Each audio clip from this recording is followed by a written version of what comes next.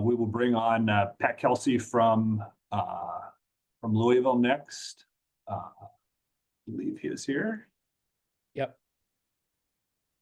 I hear him. Yeah, I'm on here. There he is. All right. Good morning. Hey, good morning. If you've got a question for Pat, go ahead and use the raise hand tool. If you need access to record, shoot me a note in the chat window and we can get that for you. Grayson Mann, you're up first. Go ahead. Hey, Coach, this is Grayson Mann with TigerNet. Just wanted to get your assessment when you're looking at the film for your clash with Clemson tomorrow, what you have taken away from watching Brad Brownell's team for the first 15 games. Yeah, they're very good. One of the best teams in the entire conference. There's no question. I've known Brad for a long, long time, and their teams are always so well coached, so disciplined. They're tough. They're physical. They're big, and they got great skill as well. We have our work cut out for us. You know, I just have the ultimate respect for him and their program over the years. And this year's edition is no different. It's a very, very dangerous team. CL Brown, go ahead. Hi, Pat. I wanted to get your take on how you balance using history to your advantage. I noticed after the Virginia game, you said that you hadn't told the team about the previous history in Charlottesville and the bad luck or whatever that the program has had. But the flip side of that is how much do you use just kind of the history of this program in terms of the high standards and everything to elevate? Like, how do you balance when you say, okay, we have a chance to do something that's never been done, or just say this is the standard that we need to be held to? Yeah, I'm more the latter of what you just talked about. I've been asked a lot of questions about, the last couple of years and from the very beginning when I got the job, and we haven't talked about any of that. We just talked about the present and talked about what we can control, and that's what's right in front of us. You've heard me use the word process a million times. I honestly had no clue about the history of our record at Virginia until Paul in the pregame radio interview mentioned it to me. And there's times coaches have to find ways to push buttons and motivate your guys, and you're always looking for little nuggets along the way from time to time. I didn't think it was the right time to bring it up to our guys right before the game. I felt like we were really locked in. We had 2 great days of preparation getting ready for Virginia. I felt really good about the game. I just save stuff like that, keep it in the pocket for a rainy day, and I didn't feel like we needed it yesterday. And our guys played really, really well. In the excitement of the locker room, I forgot to mention to them after the game, but today's day and age, the way young people are on social media, I'm sure they probably knew about it way, way before I did. Because I'm not.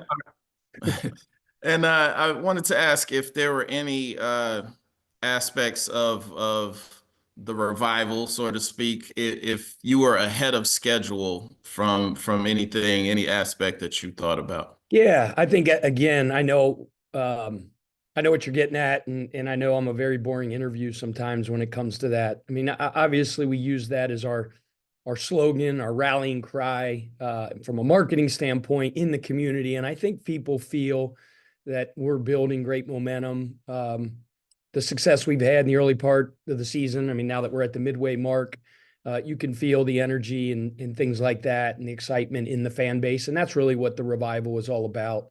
But with our guys, we're not even talking about the Virginia game the other day. We're not talking about the game before that. And I even forget who we played.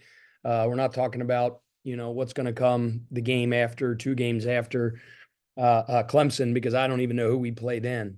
Our sole focus, 100% focus, is to get ready for one of the best teams in our entire conference in a big time showdown. And we're just totally focused on practice yesterday and today and trying to get out of the driveway. Thank you. Brooks Holton, go ahead. Hey, Pat, good morning. I'm still trying to focus on getting out of Charlottesville due to the weather, but hopefully we'll be making it back to Louisville tonight. Good luck. Thank you. Was going to ask, you went with a lineup on Saturday that was really small with Kadir, Chucky, Rain, Terrence, and Javon. I'm just wondering, now that you have Kadir back, just, does that kind of like open the door to do that more often? Throwing out like a really small ball look, and kind of that adds to the team.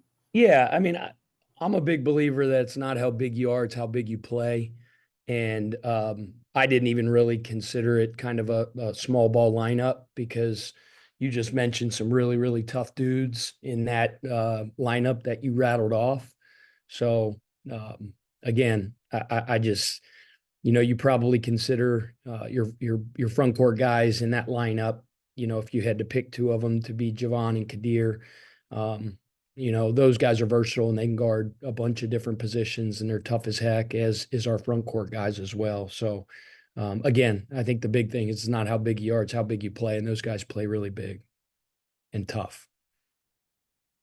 David Teal, go ahead. Had a provincial question from here in Virginia. How would you assess Terrence Edwards' transition to the ACC this year and what he has brought to your club?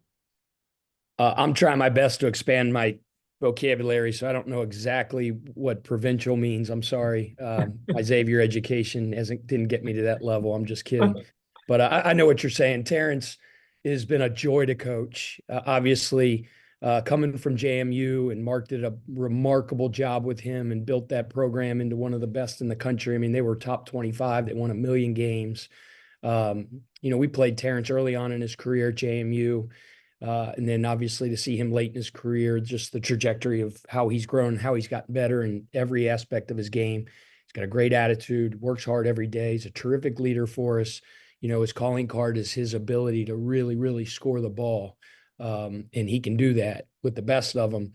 Thing I'm most proud of is the last 2 games. It was 2 of the best defensive performances that I've seen out of him since he's gotten to Louisville. And they were major, it was a major reason that we won both of them. He really stepped up to the plate and was nasty and tenacious on the defensive end. How did that nasty defense manifest itself? What did he show you? Well, going back to the Carolina game, he guarded an All-American for a large portions of the game and was just so locked in on scouting report. He all the actions that they ran him off, he were on. Obviously, Virginia is famous for kind of their motion offense and their mover blocker. And it's so important that you stay engaged, you lock in, you're chasing screening actions constantly. You're getting screened like crazy. And he just bowed his neck, dug in, and all our guys did. You asked me specifically about Terrence, but I just thought he was really locked in on that end from an effort standpoint, from an awareness standpoint, from a discipline standpoint. We'll go next to Matt McGavage. Go ahead, Matt. Pat, after losing Kaysen and Corn for the season, you kind of had to reassess and reevaluate your whole approach to this team, given you're going to be short 2 major guys the rest of the year. Kind of looking back on that moment compared to where you are now, do you think you're on schedule or ahead of schedule, given the momentum you guys are on right now? That was so long ago when those 2 guys went down, and we've come so far since. I don't know what schedule we're supposed to be on. We just try to make today the most important day in the history of Louisville basketball, and where the schedule starts and where it stops. I mean, where it stops is when the buzzer sounds at the end of the season, whether it's, buzzer sounds and you're winning in the national championship game or not. That's where the schedule ends. And it's just important for us to be amazingly and consistent in our approach to our preparation and our daily process. And I say it all the time, we don't get caught up in results. We believe if you're just crazy locked in on the present thing and you do that consistently, your results are going to be consistent. So I don't ever really look at it like, hey, where are we at right now? I just look at it, what do we have in front of us right now? And let's be great at it. Obviously, the last couple games we played really well at Virginia, but staying true to what I'm saying, that Virginia game, when the buzzer sounded, it's stinking over. Then we got to turn our page, turn our attention to an unbelievably talented, big physical and well-coached Clemson team. And I'll let you know where we're at on that schedule when that buzzer sounds at the end of that 40 minutes. We'll finish up with Jody Demling. Go ahead, Jody.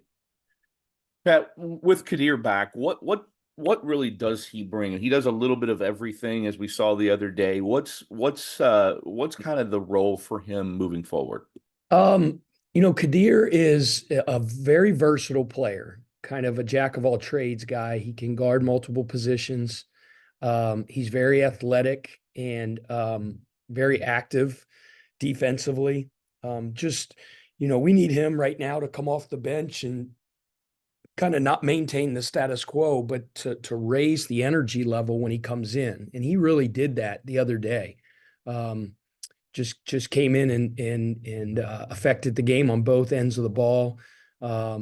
Made an unbelievable, we call them hard plays on the ball. He went vertical at the rim and saved a basket on a rim protection. He was cutting off the ball so well and gotten little seams and got drop-offs for dunks. He was rebounding. I mean, in 16 minutes, he had 15 and 8, and that's what we need him to be. He's kind of a positionless type guy. He's good with the ball in his hands because he can get downhill and put foul pressure on you, but he's also a really good passer as well. He gets himself into some trouble sometime if he leaves his feet and tries to figure it out in the air. But it is also part of his charm. It's kind of like when we used to talk about Chucky and Kaysen. You got to kind of let them be them a little bit and gamble at times as long as they don't get too far out of kilter. And you kind of got to do the same thing with Kadir as well. But man, he was huge for us. And he's faced a lot of adversity this year. So it was awesome to see him having that type of performance. Pat, thank you for the time today. Appreciate it. Good luck this week. Okay, thank you.